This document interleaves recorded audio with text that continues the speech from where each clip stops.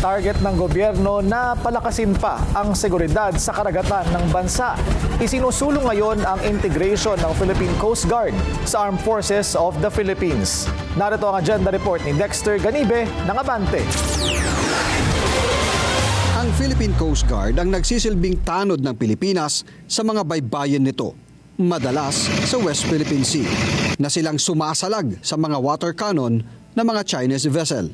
Sa confirmation hearing ng ilang AFP officers, inilahad ni Senator Panfilo Lacson ang binanggit sa kanya ni Philippine Military Academy Superintendent Vice Admiral Cesar Bernard Valencia na isasama ang Philippine Coast Guard sa mga pagpipilian sa commissioning of officers ng mga gagraduate na PMA cadets simula sa 2027. Kasalukuyan ay sa Navy, Air Force at Army ang maaring lalandingan ng mga PMA graduates.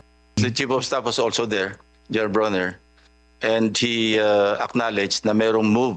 In fact, I think sa 2027, around 10 Philippine Coast Guard officers will be, I don't know, but I think it takes legislation to reintegrate it. Dating nasa ilalim ng Office of the President ang PCG at sa bisa ng Executive Order No. 477 na nilagdaan ni Pangulong Fidel Ramos noong 1998, inilagay ito sa ilalim ng Transportation Department.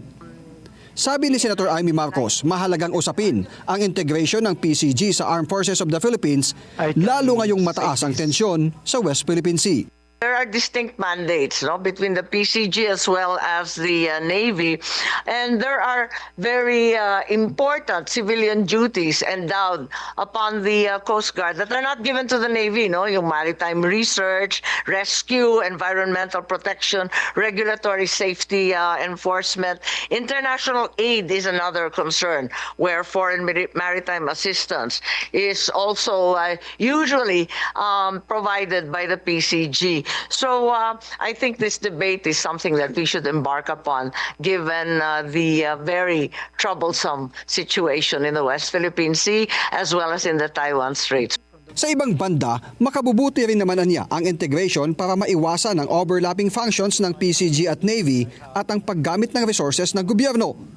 Pangambalang ng mababatas, baka lalong lumala ang sigalot sa laot kung hindi mga white-hulled ship ang nagpapatrolya sa karagatan. Sabi naman ni PMA spokesperson Navy Lieutenant Jesse Nestor Saludo, binanggit na ni Defense Secretary Gilbert Teodoro sa anibersaryo ng PMA noong September 2025 ang pag-explore ng DND at DOTR para sa integration ng Coast Guard sa AFP na maaring simulan sa commissioning of officers sa mga gagraduate na PMA cadets. Para sa agenda, Dexter Ganibe, Abante. Manatiling nakatutok sa Bilyonaryo News Channel. Sumubaybay sa aming social media accounts at mag-subscribe sa aming YouTube channel para sa mga eksklusibong balita at storya.